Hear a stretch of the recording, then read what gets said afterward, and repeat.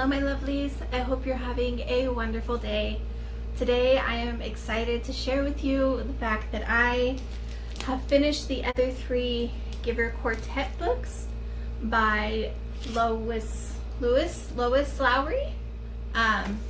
So of course the first book in the Giver Quartet is The Giver. The second one is Gathering Blue. Then we have Messenger. And then finally we have Sun. And I have to say I am shocked by how much the world was expanded with these three books. And at the same time, when I first got done reading them, I was kind of confused by the timeline of everything, because you're starting with the giver and the story of the giver and the receiver of memory.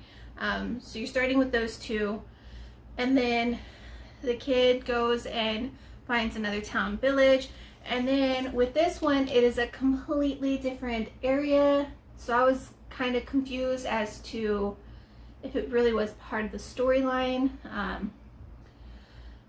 but it's all you're exploring different cities, not really cities, but villages or living situations. So in The Giver, you're experiencing how everything is equal and there's just oneness and everybody's the same, and you know, nothing's special or different. In this one, Gathering Blue, you're experiencing, so it's so much different. Like the main character, she lives not so much in the slums, but she's not like rich either, but she gets by, but she has this limp, and then she is promoted to something grander because she's got a gift and they need this gift from her to continue on with their lives in the main village. And then this one, well, I mean, this one goes back to, there's this little boy in this one that this one is mostly about. So you're exploring the world some more, but in this world, this little boy goes from living in this village to going to another village where everybody is welcome, no matter how, if you're disabled or if you're rich or if you're poor or if you're special or not, like everybody's welcome.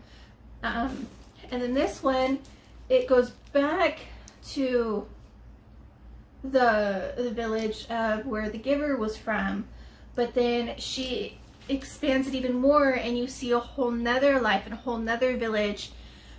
But then you also see her again move on to where this village takes place. Like I am so glad that these were written, because I loved it. Yes, I absolutely loved it. That's my thought on these books. I absolutely loved reading about this world, because it's just, she creates a whole new world over and over again, but it's all connected and everyone's connected in some way or another, and it's just, I'm very happy with how this ended, like how they all ended. I'm not gonna lie, I cried at the end of this one, and then this one, it just felt perfect. So most people have read The Giver because it's very common to read when you're like in middle school, high school, junior high, whatever